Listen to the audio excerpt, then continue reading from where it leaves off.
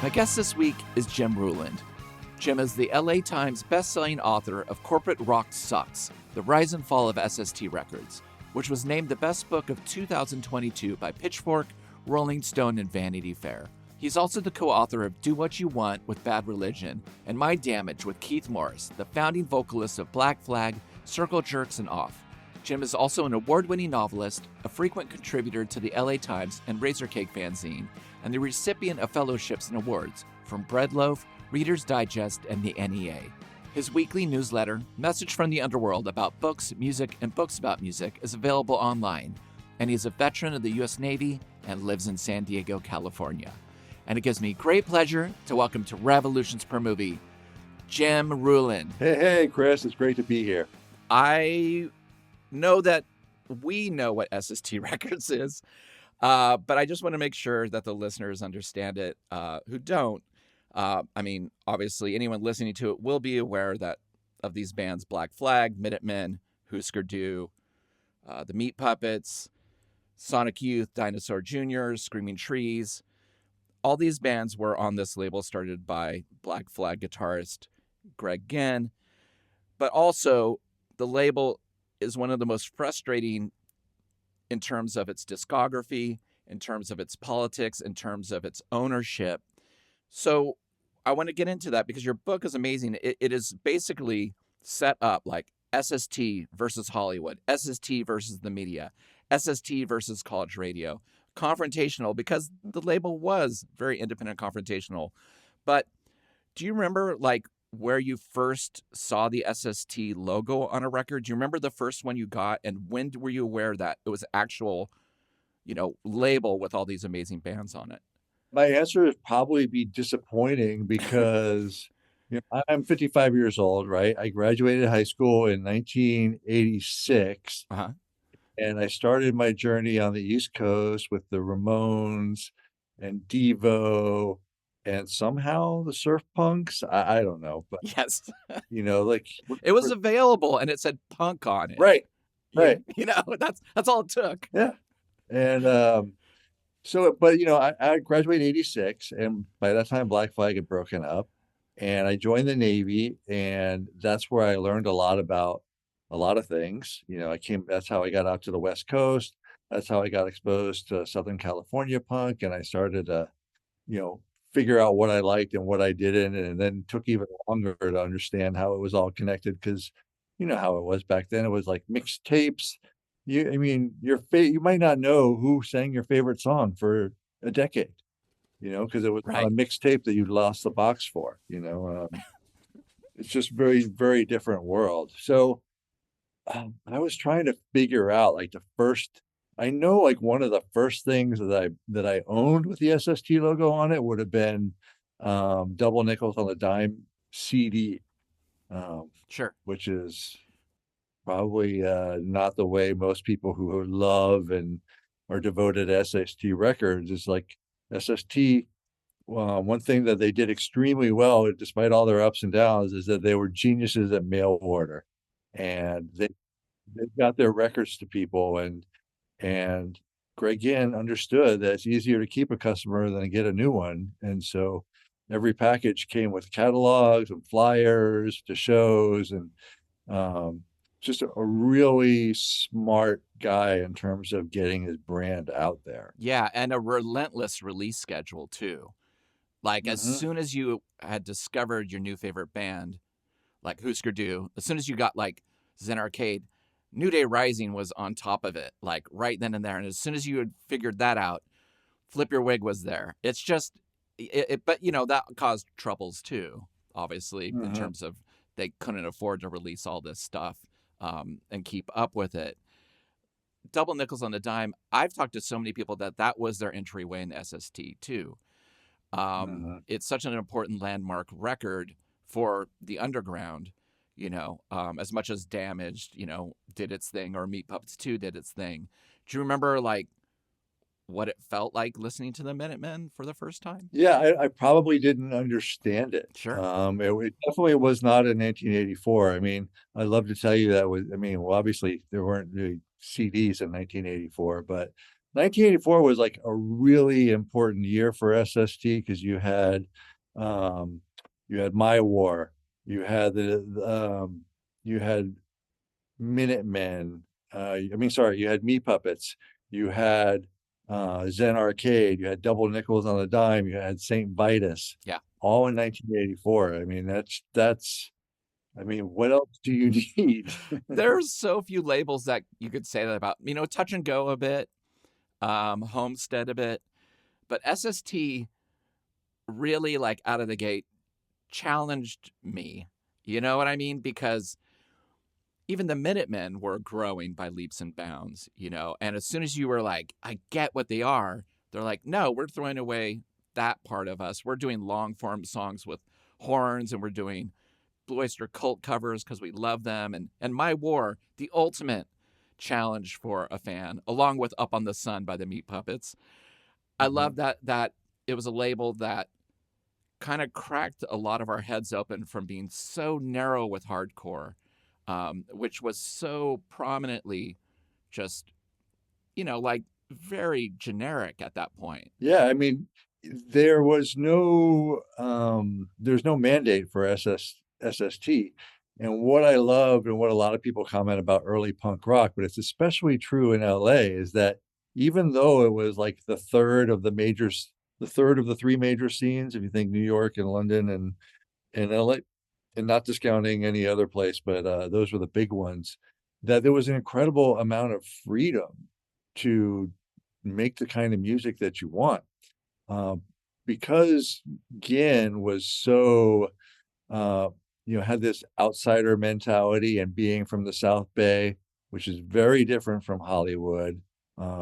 It's even then it was not close, geographically. And so all the bands that initially signed, they were South LA bands, South Bay, San Pedro. They were not Hollywood bands for the most part. I mean, there were exceptions eventually, but if you look at like, the Minutemen and the Hermosa Beach bands and Saccharine Trust, they're all in the South Bay. But it's interesting, you talk about the freedom of it, but there was a constant police presence pushing down on the LA scene at that time very hard.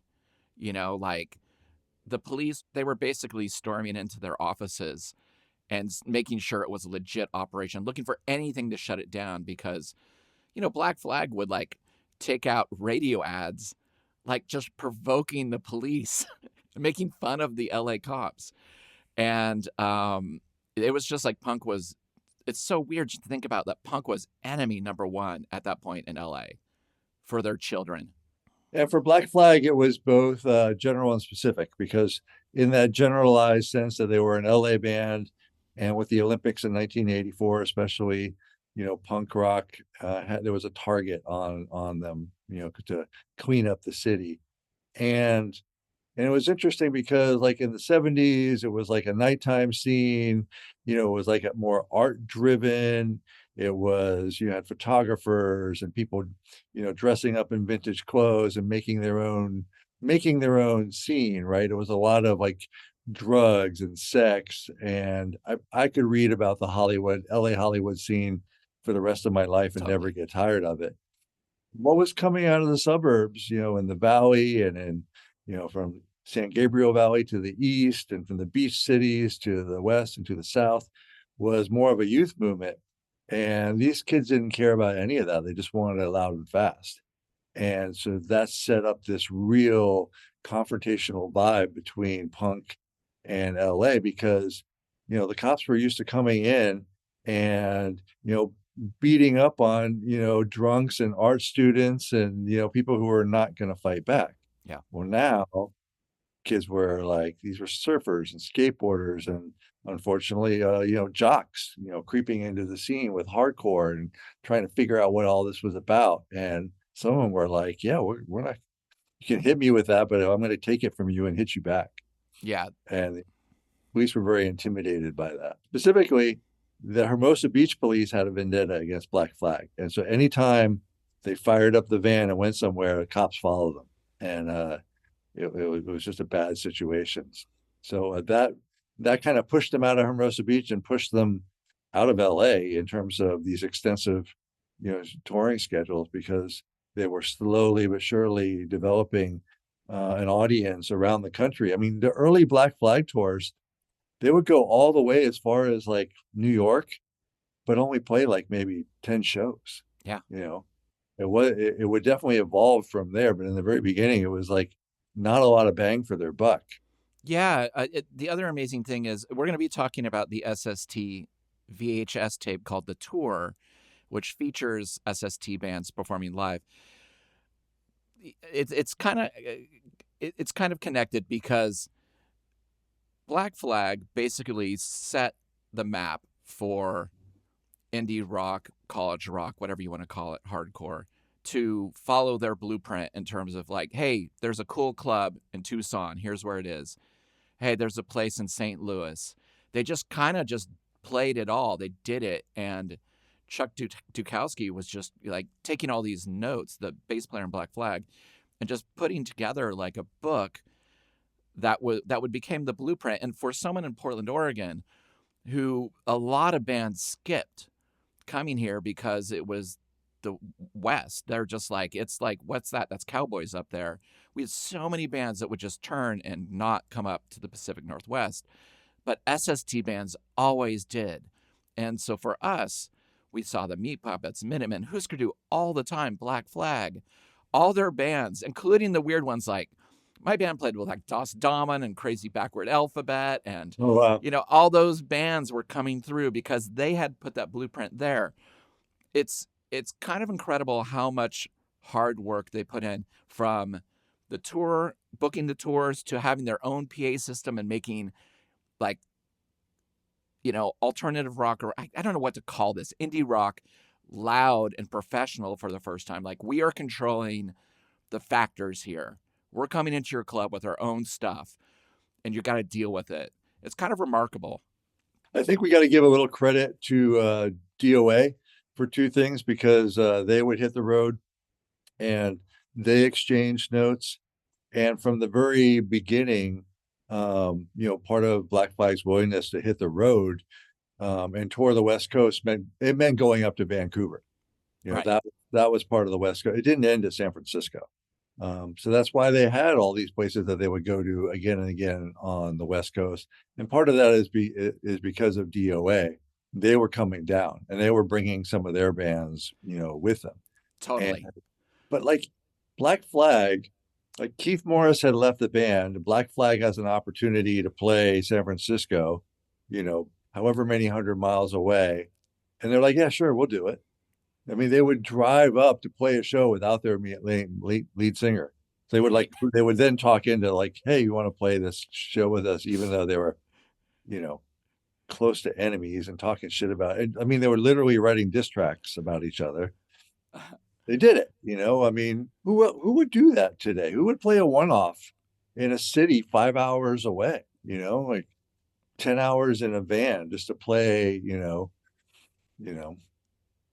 Stone or Yes. Gardens or No, it's true. I mean, what's amazing about this VHS that was recorded in '85 is it was the goodwill was still there with SST. The bands trusted Greg Ginn, and they were getting frustrated sometimes with the ability to find the records in stores. Like the label could not keep up with demand, which is incredible. Like, to think about that, like they needed to make more of Metal Circus and just were like, how do we do this? How do we do this?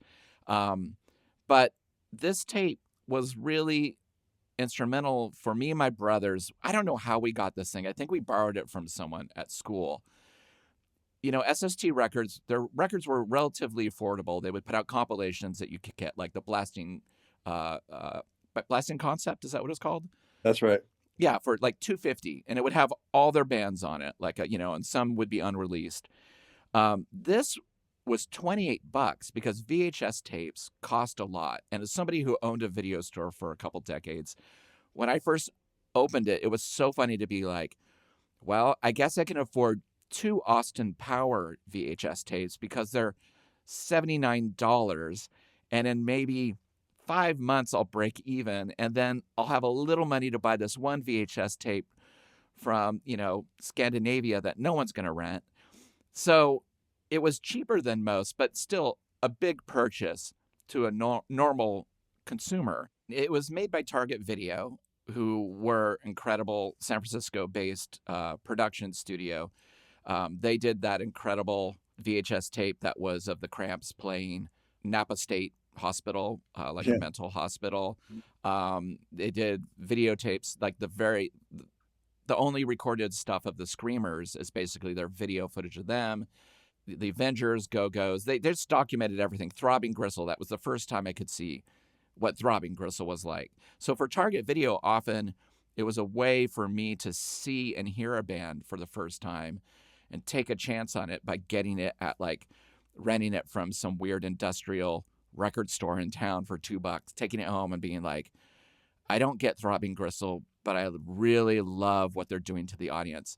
And you rewind it, you watch it again, you're like, okay, I think I like this. And then the third time, you're going down to buy whatever you can find.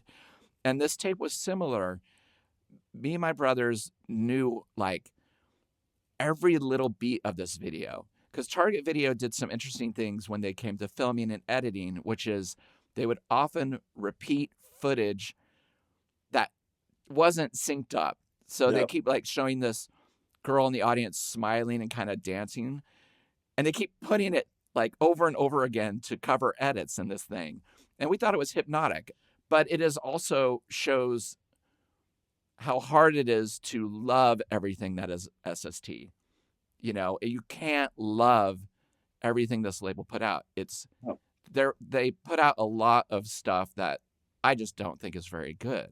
Yeah, absolutely. And I think, it's a great way to start with the opening band on this on the tour is SWA, which has been a bit of a punching bag for SST, right? When people say the highs and the lows, there are so many bands that you can point to in the highs, and just as many if not more in the lows. But SWA comes in for an awful lot of grief, unfairly, I think. Yeah, what SWA was like a concept, right? It was there was the SWA army. Can you break down? I've never been able to crack that band. Okay, so SWA, one, the reason why they're hard to crack is because it's Chuck Dukowski project, and Chuck Dukowski, as he lays out in Decline of Western Civilization, is that is this massive distrust of media, and media is to be fucked with, and media is you, media is me, media is the LA Times, media is anyone that puts a microphone in his face. So anything that he says about it is not necessarily reliable. But the SWA manifesto had popped up again and again. It's really interesting in the sense that when we think about SST's literary output, right? The literary minded people was, we think Henry Rollins, right? He was a Black Flag vocalist, the fourth one, and started making his own zines, just as Raymond Pettibone was doing, also under the SST umbrella. Just is really interesting, fascinating stuff from both of these people. Although they weren't creating zines, Chuck Dukowski, before Henry came along, was kind of thought of as the literary person in Black Flag and was kind of a mentor to Henry. And then you also have Jack Brewer of Saccharine Trust, who both of those people looked up to as a poet, performer, thinker. Before he was a thinker and a performer and a writer before he was a singer, right? And informed a lot of things about, you can just see it in the tour. So there was a couple of compilations about spoken word, and Chuck is on one of them, and he's reading from this manifesto, part of which forms the title of the first album, your future, if you have one, and what SWA is and what SWA isn't, comes from that.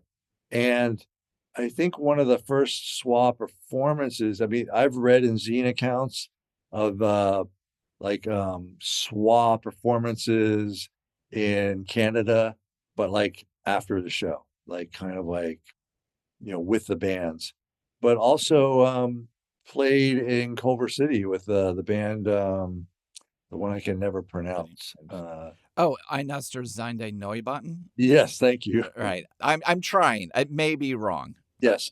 But they played, for the first time they played, it was in Culver City, and SWA opened up.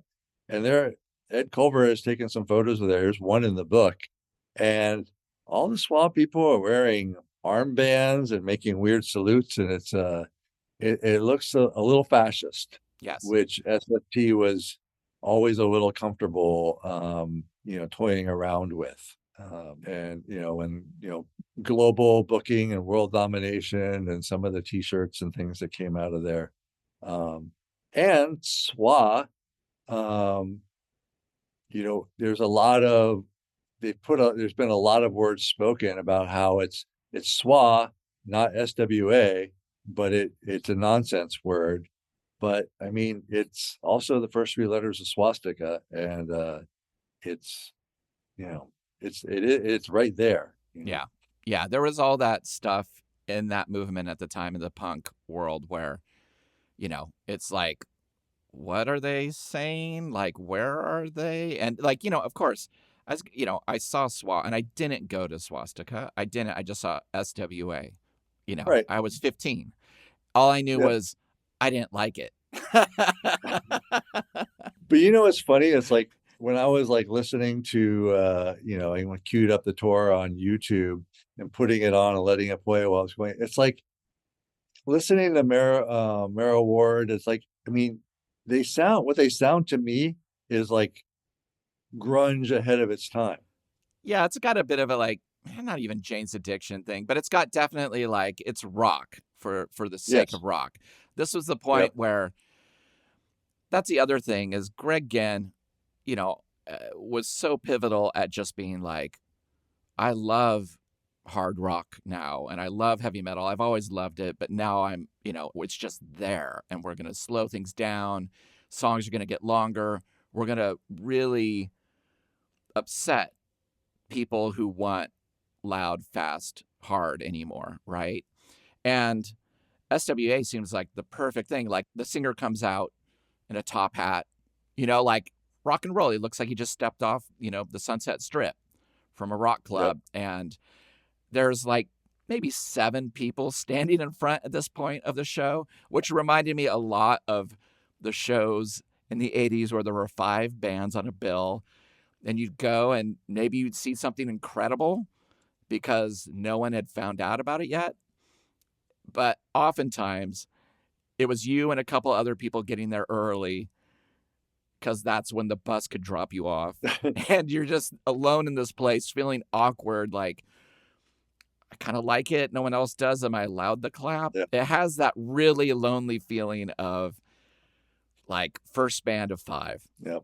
Well, Joe Carducci has written, and this doesn't come through in the video, that Merrill Ward was capable of being like very flamboyant on the stage in a way that went against a lot of the toxic masculinity that was in many ways embodied by Henry Rollins, right?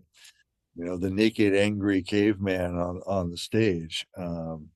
Whereas Merrill Ward was more theatrical, was not, would wear clothes, would wear like things that would like no one bats an eye at on the Sunset Strip, but would make fans uncomfortable in a punk club.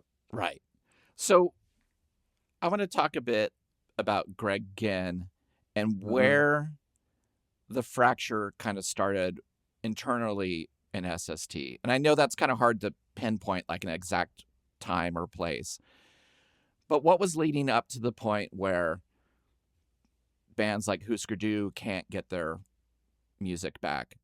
The Minutemen can't. Things going in and out of print. And the inability of Greg to just kind of be for the artist again. It just seems like at a certain point, he's just angry. He's jealous. It's just it, and that stuff obviously was inside him the whole time. But there was a point where the relationship started really fracturing what the label could be. Well, Greg Ginn is one of the most enigmatic people in punk rock, and I think that, you know, I want to say that any opinion I have of him is speculative. It's not. It's an opinion. It's not like Greg Ginn is this or that. And also, I've learned with the many people I talked to in researching this book is that it's not universal. It's not monolithic, in that many people had great relationships with Greg Ginn in the 70s, in the early 80s, in the mid 80s, in the late 80s, in the 90s. You know, now a lot of people, those things changed. But like there's no way to say that, you know, because of this relationship is the key to understanding Greg Ginn, with maybe one exception.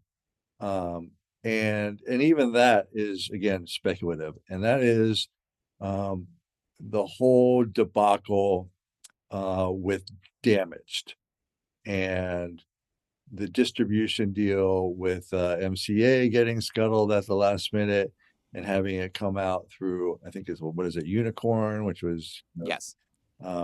which is just the imprint, and how that led to a years-long lawsuit, a huge drain on time and money, and the inability, like right when SST was really like at its, you know, Black Flag is at its peak, and maybe at the peak of its influence, not able to put out more records because they had no money. And Black Flag, you know, not forbidden from putting out, you know, new material.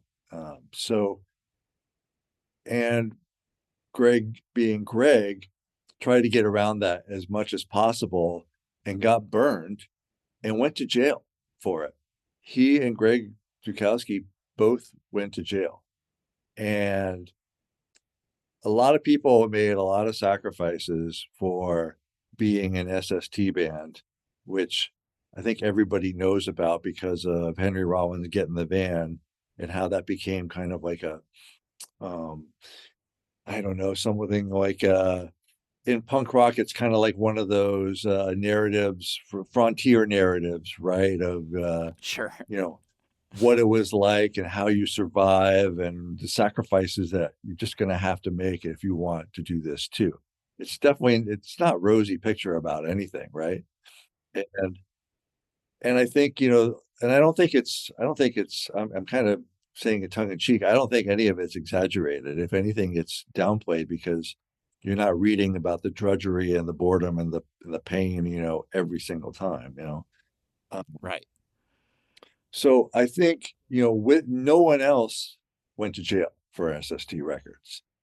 And I think that everyone had hardships, but no one else went to jail. And I think after that, Greg decided that he was going to do whatever the fuck he wanted to do. And he didn't care how popular it was with the band, with the other members of SST, and certainly not with anyone who signed on in the last 6 months or a year.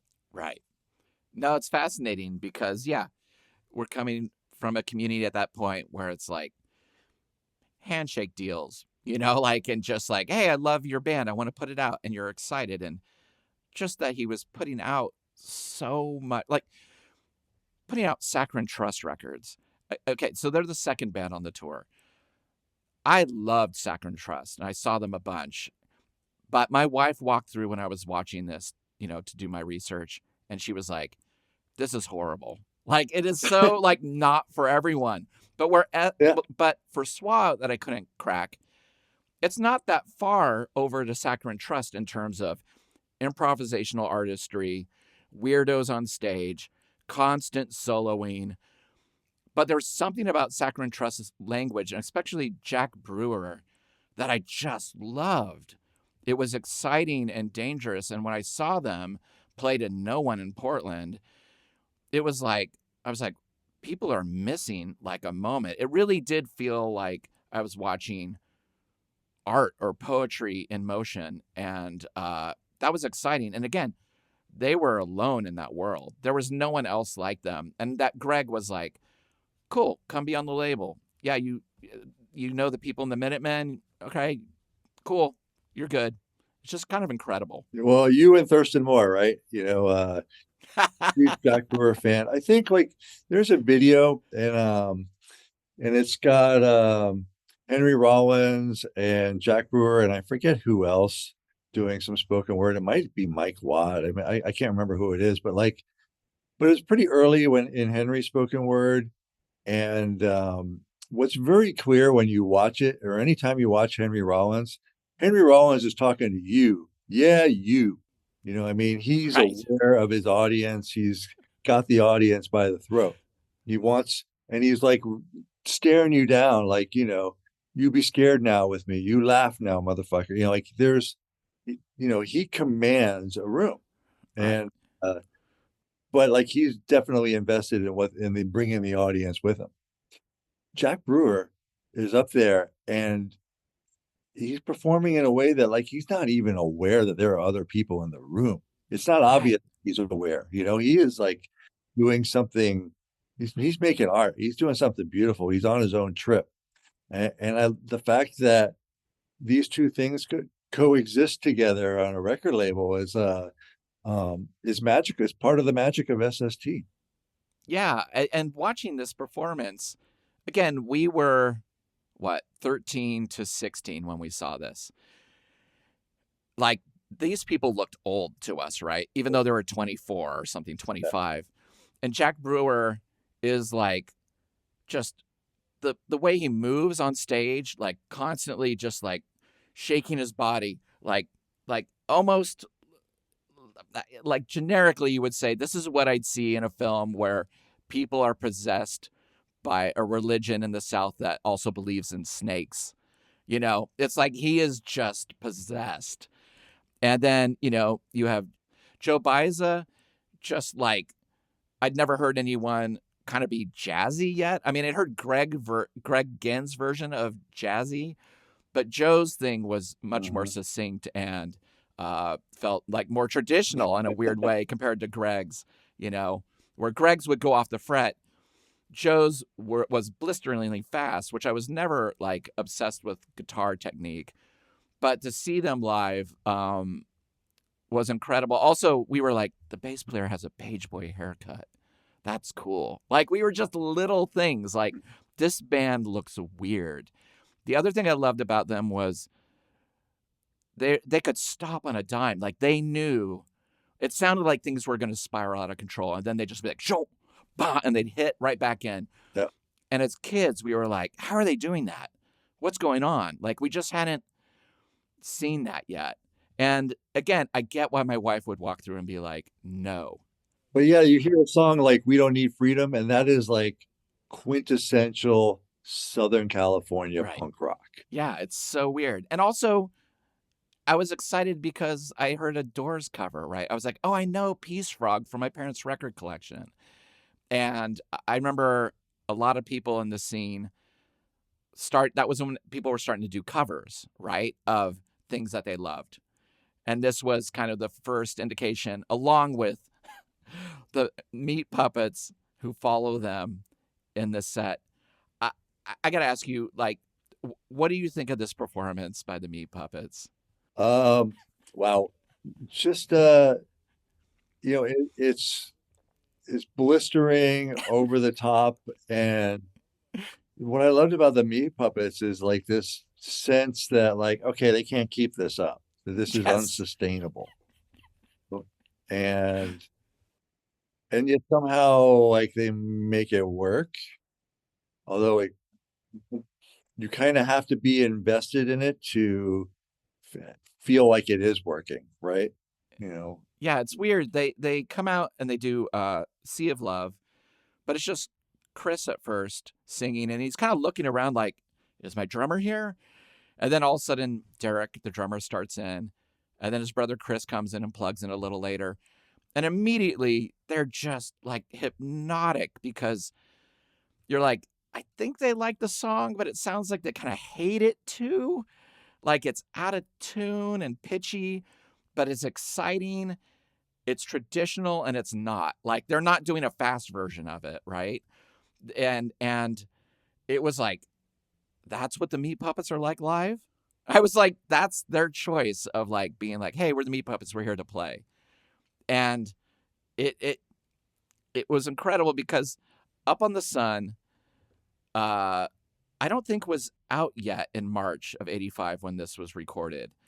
So I remember getting that record, taking it home on the bus, and I was like, what happened to the Meat Puppets? Like I was so like, I guess I've never heard the Grateful Dead, but I assume this is what the Grateful Dead sounds like.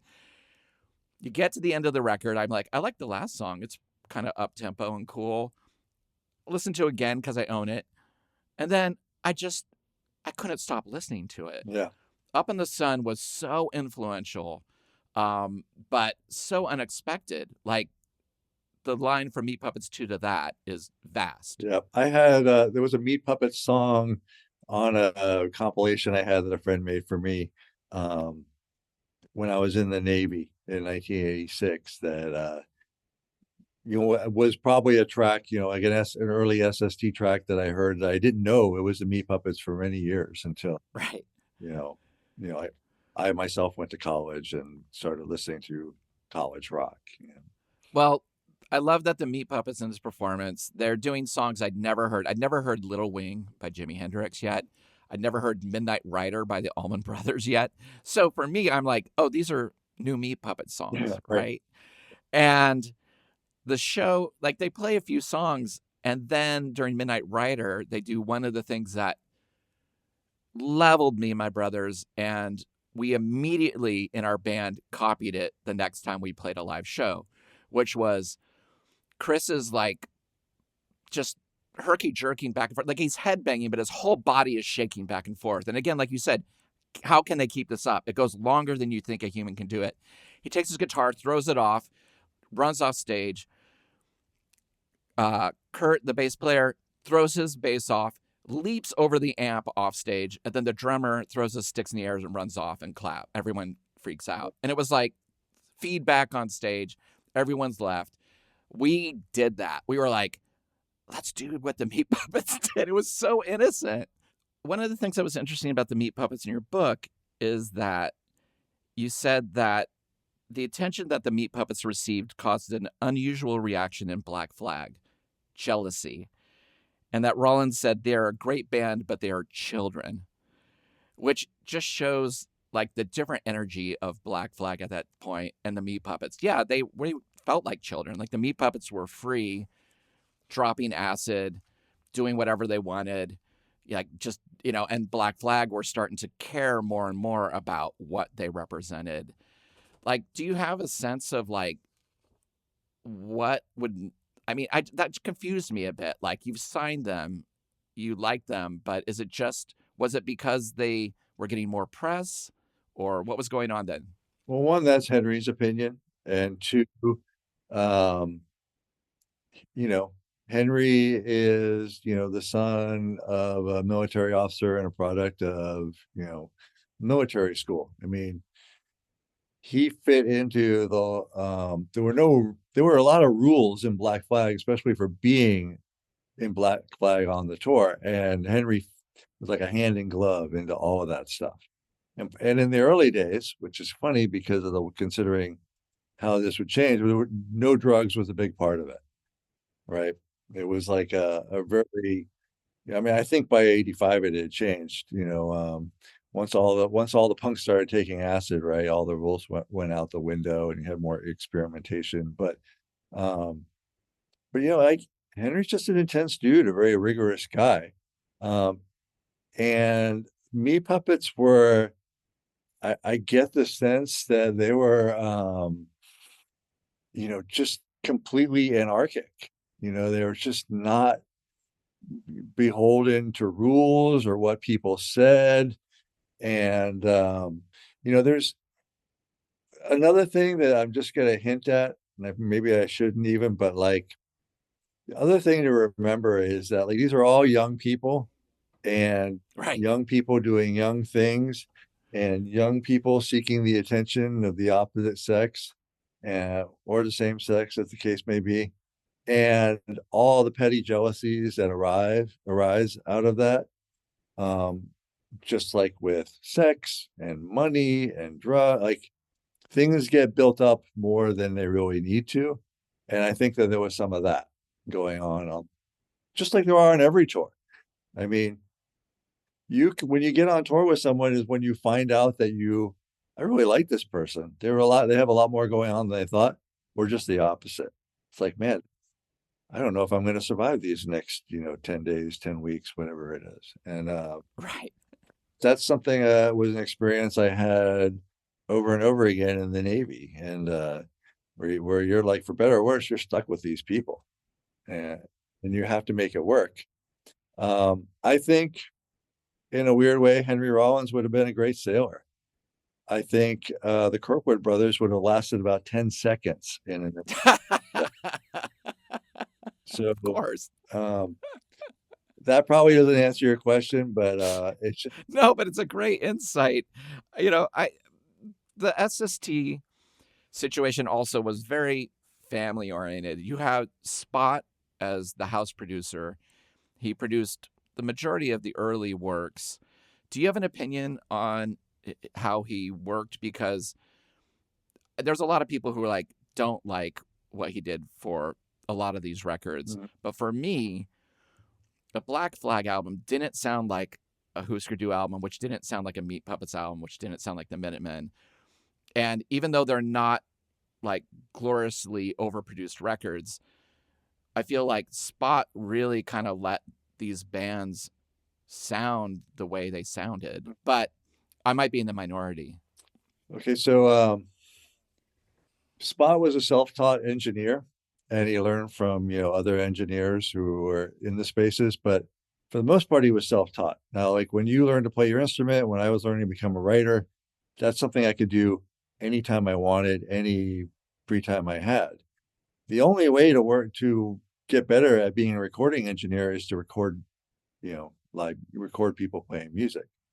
And that costs money. And that was always in short supply with SST. Limited funds and limited time. So I think that Spot probably unfairly shoulders a lot of the blame for what was really a collaborative process between Spot, Greg, and the bands, as they're just kind of making it work. I think like Minutemen have more of a distinct sound because they were working with an established guy at Tokyo Sound, was where Ethan yeah, James. Ethan James, that was their preferred Yeah. place to go. So there's like a more of a consistency of sound there, even though they were constantly growing and experimenting. Um, you know, with I don't think it was something till I learned late in the process, but like, let's say uh Zen Arcade, right? There's that line on the back where Bob Mould writes about how long it took to this or that, but like it Yeah. wasn't, those hours weren't in a row. It wasn't like they were in the studio for that many period. Oh, right. God, even my youth, I'm still like, oh, wow, they busted this out in 14 hours straight. Yes, yeah. So like they were Oh, they were at SST for a week or two, and right. I think this was at Total Access. They were just like Total Access would say, hey, you can use, we got a 4-hour block from 12 to 4 a.m. It's like, all right, we'll be there. And they would never know like when that was coming or how long it would be. And they would just have to bust it out and make the best of it. And some of the blocks were longer than others. And it was the same situation for mixing it, as well. Okay. With a lot of pressure because especially in punk rock, once you got to record it, it's like, all right, let's go. Let's get this out the door. Right. But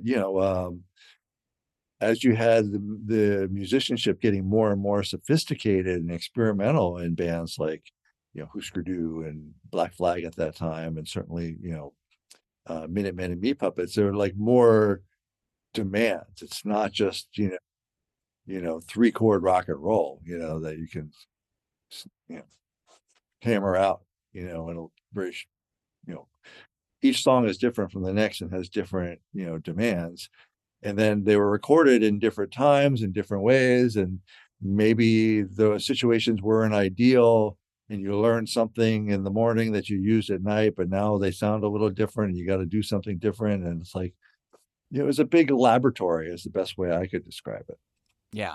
Yeah. And it's kind of amazing because so many of the bands that came in, I guess you could call it the second wave of SST, Sonic Youth, Das Damen, Dinosaur, Screaming Trees, Soundgarden, all were obsessed with those early records. They, like, SST was the dream label to be on. Mm-hmm.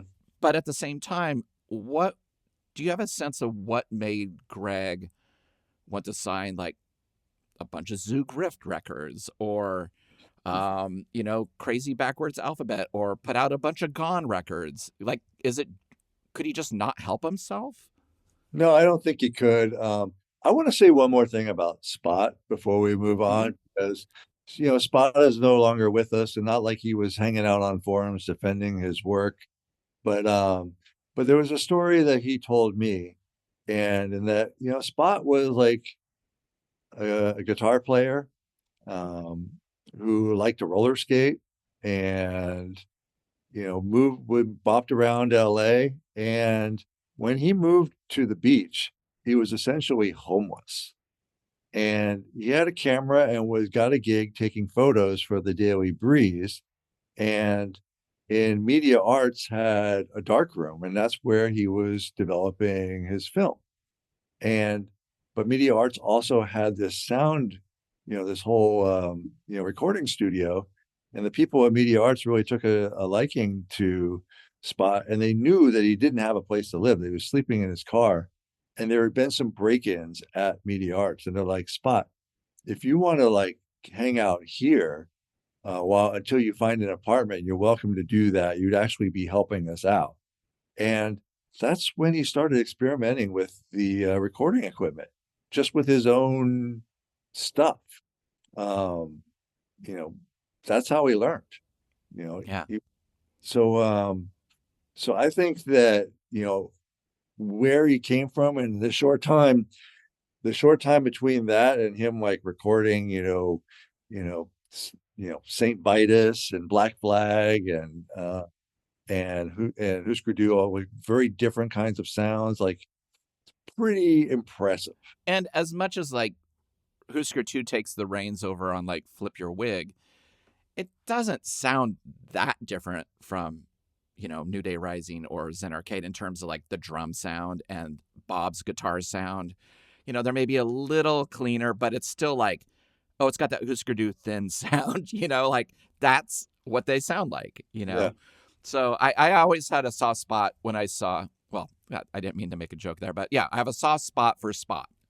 Yeah. Well, lots of times, and this happens a lot, as from being in bands, will be like, oh, like, Black Flag has a problem with the sound at this, like that. Well, usually what that means is one person in the band has a problem with the sound. And Right. and that's how those things, like Hüsker Dü is quarreling with Spot, like, well, maybe not.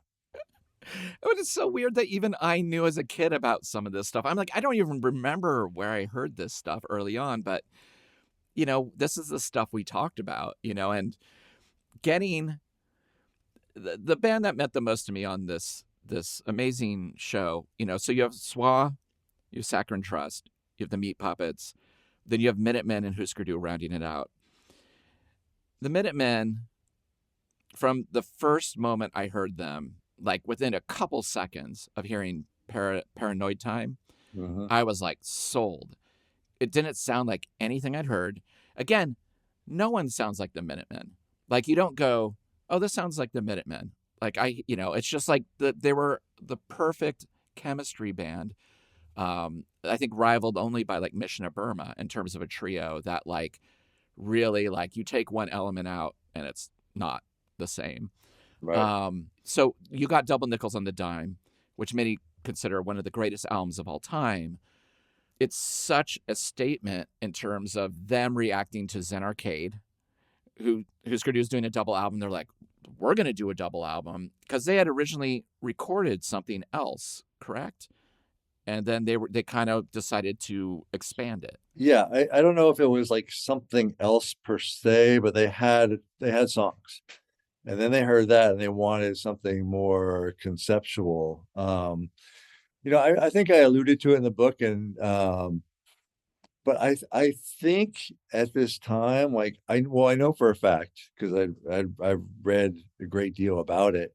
I don't know, like if you want to make the connection, but like around this time, Raymond Pettibone had pushed James Joyce Ulysses on Mike Watt, and he read it, um, and he loved it, and it also, like, if you've read James Joyce's Ulysses, which is like a book where it's a modernist masterpiece where every chapter is told in a different style, so that like the style and the voices and the way language is used that you become accustomed to in one chapter that may be 30 pages or 75 pages or 150 pages abruptly changes to the next song.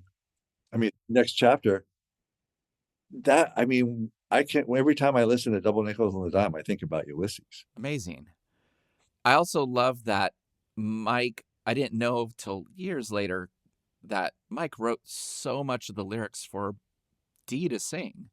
Like a lot of those were Mike Watt songs that D sang on. And D owns them completely. And so it was really shocking looking at like the liner notes a little closer and being like, oh shit, like this is a Mike Watt lyrical song. And I always thought it just came straight from D Boone's skull. They start, of course, they come out with Corona, incredible. They do Beacon Sighted, The Only Minority, and it's just boom, boom, boom. Then they do Badges, which is one of my favorite things in the thing. So Target Video often had like really cheap moments where they could key in the title of a song or an artist. And, they're playing Badges, which is a very short song. And they're doing the intro. Then Mike Watt goes, Badges. And then it goes, Badges on the screen with quotes around it. It just always cracked me up as a kid because it's like, oh, it's called Badges. Okay, duh. But this is also where the Minutemen were starting to play with longer form songs, with the cheerleaders that was going to come up on Project Mersh. Again, which I had to deal with. I was like, I didn't know if I liked Project Mersh when I got it, first of all, because I was like, oh, these songs, they're kind of overly long, And then I just trusted them. I loved them so much. They were a band that just had my heart. And D was the second hero in music after John Lennon that had died in my lifetime that I cared about. And I remember where I was at a Poison Idea show in a basement when someone came up and said D Boone had died. And we just stood there because I learned, like you did, talking about Ulysses and stuff. I felt like I was learning so much about the world through the Minutemen. As a kid, I just was like, even when they were talking about Central America, like that was not my world yet.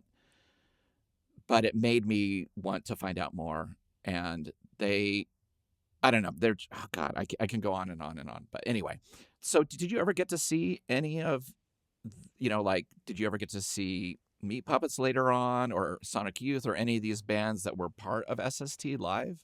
During this era, no. All the Right. bands I've seen have been, more in the 21st century, after the fact. But as somebody who was, finding out about this stuff on a mixtape and these things were kind of in the past, was that frustrating to you? Were you like, I missed it? Or were you kind of like, at least I have it?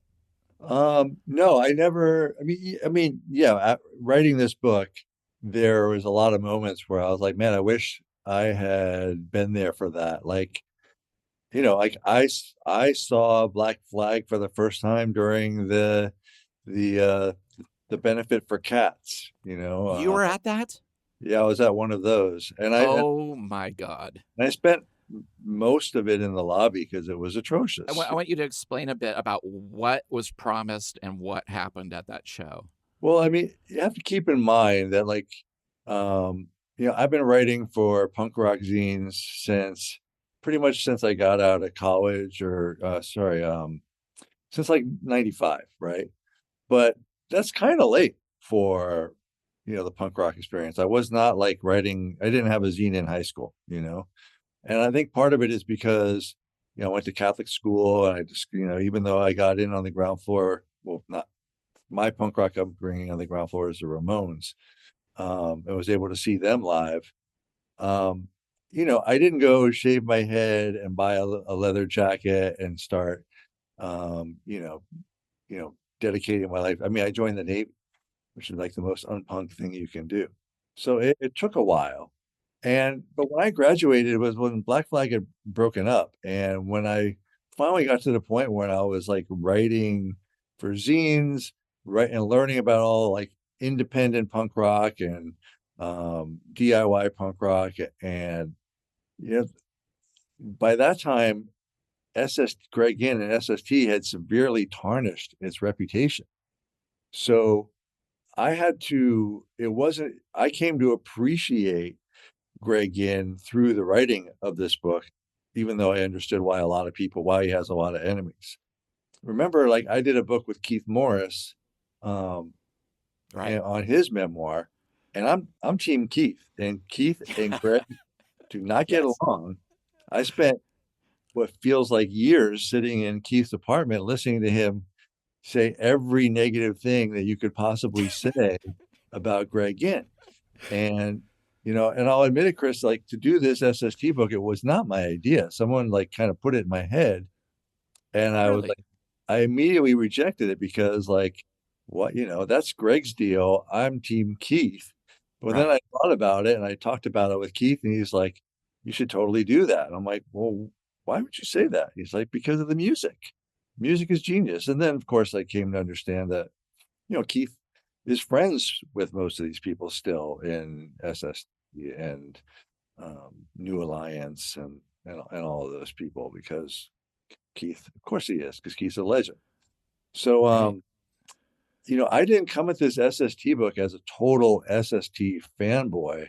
I came, with like, knowing Keith and working with him and having a lot of access, but also, I grew up on the East Coast, but when I moved out to LA and California, I lived in the South Bay for 10 years.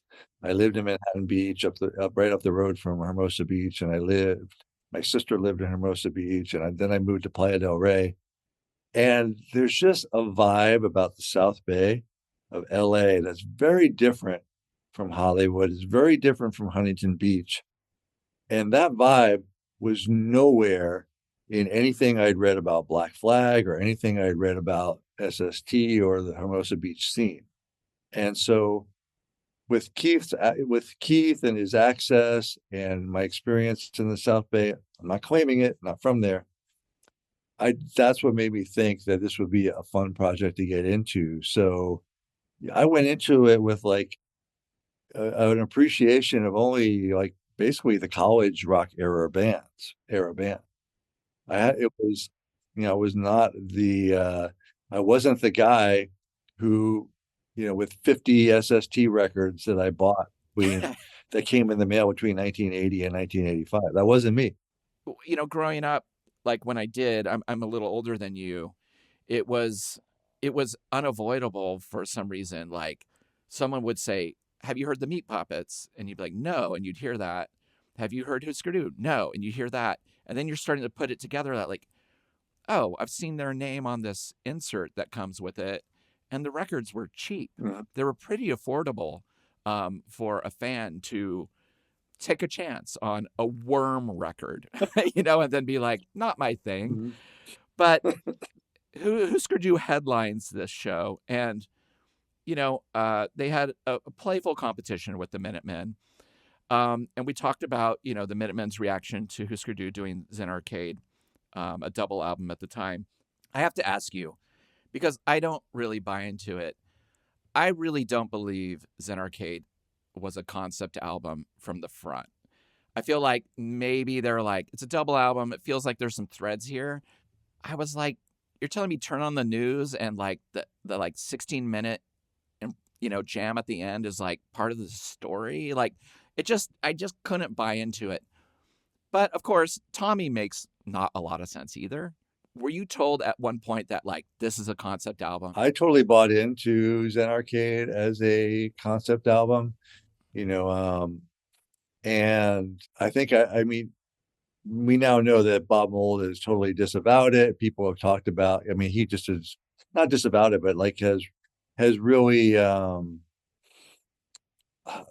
like it's really hard to find Bob Mould say anything nice about Zen Arcade. He doesn't think of it as this, masterpiece that a lot of people for many years thought it was. Right. And I think maybe people don't longer think of it as highly as they once did because of that. I do. I think it's incredible. Yeah, it is. I remember getting it and the first song being like, wow, he can sing. Like, I just was like, somebody singing in hardcore, like, and you listen to it now, he's still like, da, da, da, ba, da, da. But all I needed was for him to not go, ba, ba, ba, da, da, da, ba, ba, ba, for him to go, ba, da, da, something. I learned to, all it needed was a little melody. And I was like, oh my God, this is like melodic. It really, and they were the first hardcore band that I'd heard that had psychedelic elements in fast music. Doing Birds covers. I hadn't heard 8 Miles High yet. And to hear that first and then go discover the Birds and then kind of put it all together and be like, oh, okay, these guys are on a different spectrum with music than I thought they were when we got Land Speed record. It's just incredible. And their performance in it, is funny because they were known for playing the new album before it wasn't out and focusing on it. So Flip Your Wig wasn't out yet. And the show is mostly Green Eyes, Divide and Conquer, Hate Paper Doll. Makes no sense at all. Like, they're laying into it in a way that, like, as a fan, I remember seeing them on the New Day Rising tour and being like, I don't know. Well, no, New Day Rising hadn't come out yet. Yeah. But I was like, I wanted to hear it. Yes. I wanted to hear Zen Arcade stuff, and they're playing New Day Rising stuff, and it's just, you can't discern it. It's just a ball of noise live. The next time they come through, you're ready for New Day Rising, and they're playing all stuff from the next record. They're a really fascinating band, deserving of, all the stuff that's been written about them. Their personality is the way they did their own artwork and the way they created their own sound. They're fascinating. Yeah, I completely agree.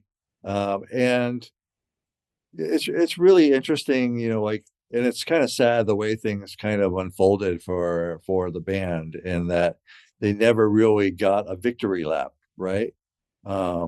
Because by the time people were always trying to catch up with them, and by the time they did, it was over. Some people loved the Bob Mould solo records. Some people didn't. People loved Sugar. But Grant Hart, yeah, like finding his records, it was like, you'd be like, oh, he has a record out. I haven't seen this yet. It wasn't like he was getting the same accolades that Bob was. But when you look at this document of this show in 85, does it move the needle for you at all in terms of like a piece of capturing a moment of SST? Absolutely. Absolutely. But it's really interesting to think about, so like, this was when the show was recorded, and this tour was late February, early March of 1985. Zen Arcade came out in July of 1984, and there's this what perception that that Hüsker Dü stayed with SST at least one record too long, that they were ready to make the jump, and they, for whatever reason, and there are many opinions about it, they didn't. And they didn't, and by the time they did, it was then too late. They didn't have the magic was gone. So I feel like watching this is pretty incredible, because so much of what you see about Hüsker Dü, is just like specific to that era, right? Right. They're, and they're all so short lived. But this feels like Hüsker Dü, like pretty much at its peak, right? Yeah. And bands weren't made to last. It was No, like, what bands lasted more than 3 or 4 years? It was like, so yeah, they've already put out a total body of work by the time New Day Rising had come out. It's kind of yeah, incredible. right. It is incredible. I mean, they're great riffs, great songs. I mean, anyone would be so lucky to be in a band with these songs, right? God, But yeah. Yeah. And they kept upping the ante, like getting Flip Your Wig, just song after song was just, well, the baby song, of course, is a little rough, but it was like, I'm fine with it. I can deal with it because the rest of the album is just brilliant. But one of the great things that's captured on this tape happens at the end. And that's when they come out to play Louie Louie. Everyone kind of is jamming. And Jack Brewer's putting the mic in various people's faces, and people are going like, Meat Puppets rule, stuff like that. But this one person says, this show is a fucking sellout. They used to have shows here, but now they fucking suck. I've had enough of this trendy punk shit. Go see Duran Duran, assholes. Which was like, to me, my Dylan Judas moment. Like, I was like somebody was not happy with the direction of music in the scene. And I remember that. There were a lot of people who were like not into this artistry, this melodicism, this weirdness of SST. It's hard to imagine, but there were people who were like, yeah, I don't like that. I'm into 7 seconds, ill repute, I want my meat and potatoes stuff. yeah, I mean, you know, we're all on these voyages in music and discovering new music and old music through the lens of new music, and it's constantly regenerating, and it's what makes being a fan of music so fascinating, is that there's always something new to listen to. I hear you, it's pretty hard. You asked me earlier if I feel like I missed out or something, and I like um the band that's not on this that's part of the conversation is St. Vitus, and like I would have loved to have seen St. Vitus in 1984. I mean, Oh, yes, me too. absolutely. Especially since I touched on it a little bit in Corporate Rock Sucks about how My War didn't make sense, but My War and St. Vitus made a lot of sense. And to my way Yes. of thinking was like the bridge to the sound that would come out of the Pacific Northwest, in a very short time later. Oh, absolutely. I guarantee you, Black Flag's My War, St. Vitus, uh, pivotal on the Northwest scene, and everyone starting to slow down, get heavier, grow their hair out. Just something as simple as that, was I remember people being like, Rollins has long hair now. It's like a conversation. It was so weird. But again, this is what was in front of us, and this is what we cared about, right? And the amount of people who turned their back on like side 2 of My War, I loved side 2. I got it immediately more than I did side 1. There was something about it. I was like, I'm a depressed kid. This is speaking to me. And then again, I could understand the influences. I hadn't delved into Sabbath yet, and then it was like, I got the touchstones. Yeah. Well, like what's interesting is that so it's like I think it's Black Flag, St. Vitus, and Meat Puppets on that tour. And in Seattle, like the people who are in the audience, it's it's people from Nirvana, it's people from the Melvins, it's people from Sub who go on to form Sub Pop. It was like all the people were there. It was like really important shows. Um, Yeah. but what's fascinating to me, Chris, is that before Meat Puppets, I think it's Meat Puppets, but it doesn't matter because it was supposed to be Bad Brains. Can you imagine if Bad Brains, St. Vitus, and Black Flag playing together? Oh my God. Like, how like that tour, like all those people in Seattle, like throw Bad Brains in the mix, like what might have changed, how that would have altered the universe, Absolutely. what You're so right. what butterfly effect would have like, shaken things up a little bit, like, what, because I mean there's plenty of funk out of the Northwest as well, and there's plenty of funk. Um, so yeah, I'm fascinated with like the way a tour can impact the audience and the music that the consciousness being expanded, the bands that then get formed, the conversations that happen, the arguments. And to go back to answering your question, it's like, no, I can't imagine anyone um, hearing early 1985 era SST being like, boo, this sucks, you asked the question about like, well, what happened to Greg Yin? Like why we talked about that, but like why Zoogt RIft, that kind of Yes. stuff. I think at some point it became like, fuck you, I'm doing this. Some bands, need to be documented. And, I talked to, Vitus Matare, right? He was a member of couple of different early, late SST bands, but he also produced a bunch of things as well. And he would talk about, like, maybe we have a band in here and they're not seasoned, but they will be if they keep at it. And that's okay. Let's document this now. And then when they come back with the new stuff, it'll be part of the journey. And Wow. that was the way Vitus described it. Now, Vitus and Greg had a very good relationship. They never had a falling out. But there's a lot of people who, expressed similar things in that Greg was very generous. He was very open-minded. And those are not two things that I had heard other people say. So Right. part of the enigma of Greg Yin is that there's really nothing you can say about the man or the label that can't be easily contradicted by something else. Except for them like being, you can't say that they were sellouts who were in search of a top 40 hit, because Oh my God. that's No. that's not true. No. Those Negativland records, when it came out at the right time, and I was so happy that was on SST. I was like, oh, this makes total sense. And I was like, things turned very ugly, but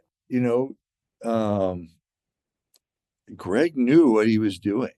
He knew he was going to get into a lot of trouble, had already been in a lot of trouble, and was like, we're doing it. Yeah, that's the weird thing, is that he seemed to be total team Negativland in terms of what they were going to have to, basically what they're going to have to get through in terms of the legalities of putting out some of the stuff they were doing. But the book is what I've waited for a long time, because it's still a very difficult conversation, because Greg is as upfront as he is, like you said, in terms of what he wanted to do. He's also very elusive, and there's a lot of emotion and anger as much as there is celebration of it.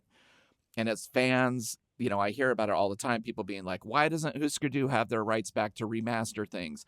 Why can't I buy double nickels on the dime right now? It's out of print for years.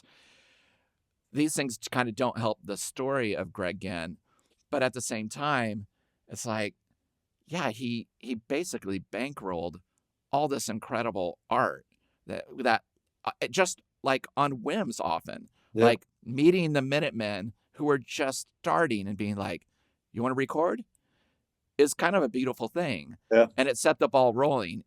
And so the book shows the contradictions and the complications in it, and also how much adversity they had to overcome constantly as just an indie label.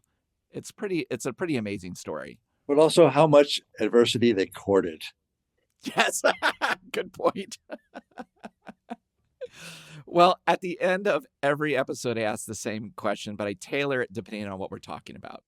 So on a scale from SST catalog number 393 being the lowest, and SST catalog label number 1 being the highest, how many Greg Ginn approved SST releases do you give the VHS tape, The Tour, with SST 393 being the lowest and SST 1 being the highest? Let's see. Yeah, the top. I think it has to be in the top 50. So let's just say 50. That's what I have here. I had 48. That's fun. So we are perfect. So there was a time when I could spit back, the catalog numbers on a great many of these releases, but I mean, wow. There's a really, you raise a good point. Like, if you're a young music fan, you're like, wow, SST. Well, I'm going to start with the most recent stuff and go backwards. You would very quickly find out, what the fuck is going on here? Yeah. What is this all about? I like some of that weirder stuff, but I don't really listen to it. I mean, SST had a radio show, and they put out a DVD with all of the clips from it. And if you listen to that radio show, it was like an internet radio show. It's pretty awful. It's pretty awful, and it would really make you think, I don't really want to listen to any art that these people are involved in. Right. It was like a morning zoo approach to indie rock. It was just, it was kind of. That was so weird to read in your book. I was like, I did not know about that because I was off the SST train by that point. But if you met someone who had not heard one SST record, what would you hand them? Well, the number one. I mean, you really can't go wrong with Nervous Breakdown. I still think it's the best Black Flag record. They nailed it out of the gate. I told you I'm Team Keith, so there's a lot of Keith on record except for the first 4 years. And but I will say that the band that this was all homework for many years, right? Listening to SST records. Yeah. The band that I've listened to the most since I finished the book, easily is St. Vitus. Amazing. And why is that? I'm not really sure. There's the heaviness speaks to me. Yeah. Especially St. Vitus. I listen to St. Vitus on airplanes. Wow. I listen to Bobby Buselet's Lucifer Rising, and then I go straight into St. Vitus, self-titled album. And if I explode in a fiery ball, I'm listening to either one of those records, I think I'm okay with it. I think I'm ready. Oh, I think you just made the new playlist that many of us are going to be dipping into. Thank you so much, Jim. It was so great to see you. Thanks so much. Very welcome. Thank you for listening to Revolutions Per Movie. We release new episodes every Thursday on your favorite podcast app and additional bonus episodes every Sunday on our Patreon. The show is a completely independent affair, so the best way to support the show is through our Patreon at patreon.com/revolutionspermovie, where you can get weekly bonus episodes and shows, exclusive limited edition flexi discs and records and CDs featuring guests that have appeared on the show, and other exclusive goods sent to you just for joining. You can follow us on social media at Revolutions Per Movie and also find out more information about our various guests in the episode show notes. Thanks again, and we'll see you next week. Bye!